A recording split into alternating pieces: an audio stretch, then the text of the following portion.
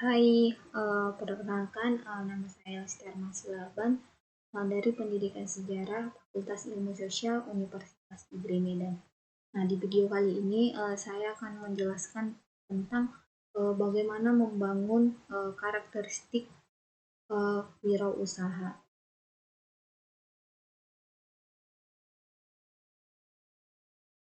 Nah, adapun karakteristik seorang wirausaha ini, yang pertama itu seorang wirausaha harus memiliki motif berprestasi tinggi. Nah, yang kedua itu selalu perspektif. Yang ketiga itu memiliki kreativitas yang tinggi. Yang keempat itu memiliki perilaku inovatif tinggi, di mana seorang wirausaha ini dituntut memiliki kreativitas atau inovasi-inovasi yang baru untuk meningkatkan sebuah usahanya. Nah, selanjutnya itu adalah wirausaha ini harus memiliki sebuah komitmen dalam pekerjaan, dan selanjutnya memiliki sikap yang mandiri atau tidak bergantung kepada orang lain. Yang ketujuh itu berani menghadapi risiko, di mana seorang wirausaha ini harus bisa menghadapi sebuah risiko yang akan datang ke usahanya yang dilakukan, misalnya ada kerugian yang datang atau menimpa usahanya. Nah, di sini seorang wirausaha harus bisa menghadapi risiko itu. Nah, yang selanjutnya itu selalu bisa mencari peluang. Nah, ketika usaha kita mungkin lagi down, seorang wirausaha harus memiliki peluang-peluang yang lain untuk meningkatkan sebuah usaha lagi menjadi lebih baik. Yang selanjutnya itu adalah memiliki jiwa kepemimpinan. Nah, di mana ini harus wirausaha harus memiliki sikap yang profesional dalam memimpin usahanya, tidak membedah-bedahkan antara satu dengan yang lain. Nah, selanjutnya itu adalah memiliki kemampuan material. Nah, selanjutnya itu di sini sikap dan perilaku wirausahaan yang sukses, di mana yang pertama itu adalah tidak ragu untuk mengambil langkah awal. Yang kedua itu adalah tidak meratapi kegagalan, di mana seorang wirausaha ini ketika dia gagal, dia tidak langsung down dan tidak langsung menyerah. Nah, di mana dia harus berusaha lebih lagi untuk meningkatkan keberhasilan dalam usahanya. Nah, selanjutnya ini memiliki produk dan sasaran yang akan dibuat menjadi usahanya. Yang keempat itu pandai memanfaatkan tren atau fasilitas terkini, di mana seorang wirausaha harus pandai dalam bidang teknologi, mengikuti zaman-zaman yang sedang tren. Nah, yang selanjutnya itu tidak ragu dalam menjalin sebuah hubungan dan berinteraksi dengan yang lainnya atau pengusaha-pengusaha lainnya. Nah, selalu belajar dan mencari celah untuk pemasaran, di mana di sini seorang wirausaha harus banyak relasi untuk mencari, untuk memperbesar usahanya. Nah, yang selanjutnya itu adalah bersikap baik dan komunitas.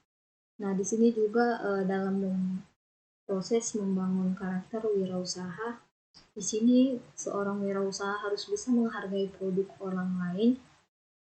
Nah, selanjutnya ini menyenangi kritik, misalnya ada orang yang mengkritik produk kita, kita harus senang atau kita harus baik menerima kritikan tersebut untuk menjadikannya lebih baik lagi. Nah, selanjutnya itu bicara sesuai ahli. Yang selanjutnya fokus dan konsisten. Nah, ini sangat dibutuhkan dalam diri seorang wirausaha, di mana harus memiliki fokus dan konsisten dalam membangun usahanya. Nah, di sini ada sebuah cerita motivasi dari seorang wirausahaan yang sukses, di mana pengusaha ini sukses. Dahulunya dia adalah seorang tukang sapu. Namanya adalah Tri Sutomo.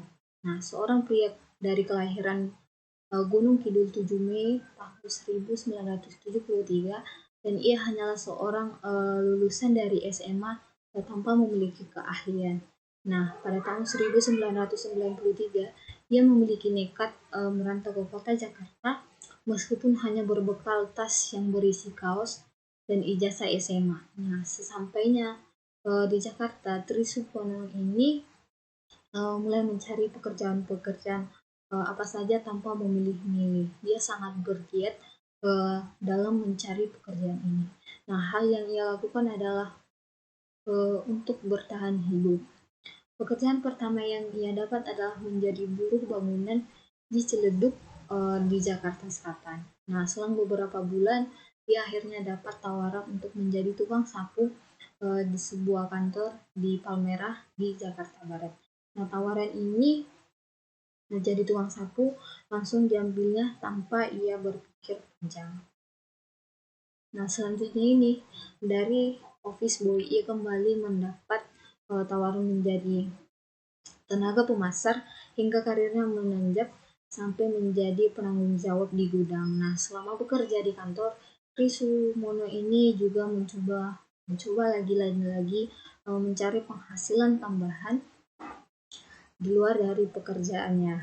Nah, pada saat libur kantor atau setiap hari Sabtu dan Minggu, ia berjualan pernak-pernik aksesoris seperti jepit rambut, kalung, dan lain-lain di Stadion Gelora Bung Karno untuk menambah pendapatannya. Nah, usahanya ini ia lakoni selama 4 tahun dengan modal Rp100.000. Nah, dari pengalaman dan jualan ini, kemudian ia berpikir bahwa usahanya sendiri ternyata lebih menjanjikan daripada karyawan dengan gaji pas-pasan.